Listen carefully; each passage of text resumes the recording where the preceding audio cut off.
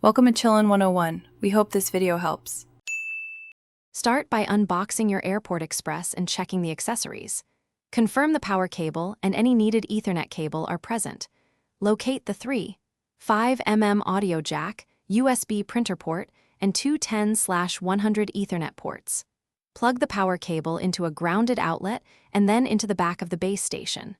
For best wireless performance, place the unit elevated and central to your home. Aim to avoid obstructions within 3 to 5 feet of the device. Keep the unit away from large metal objects and thick walls. Open Airport Utility on a Mac or iOS device to begin wireless setup. Choose Create a New Network and enter a clear SSID that you will recognize.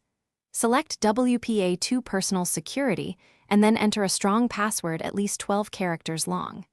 Enable both 2.4 GHz and 5 GHz bands under the wireless options for broader compatibility and speed. Confirm the base station updates and restarts when prompted by the utility.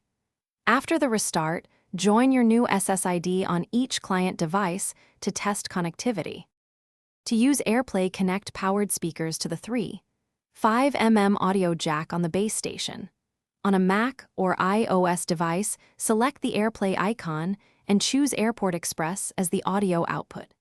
For printer sharing, attach a USB printer and enable the print server in Airport Utility settings.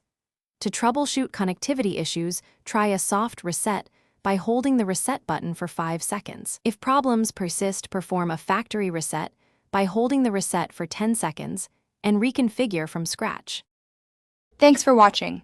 Consider subscribing if we helped you.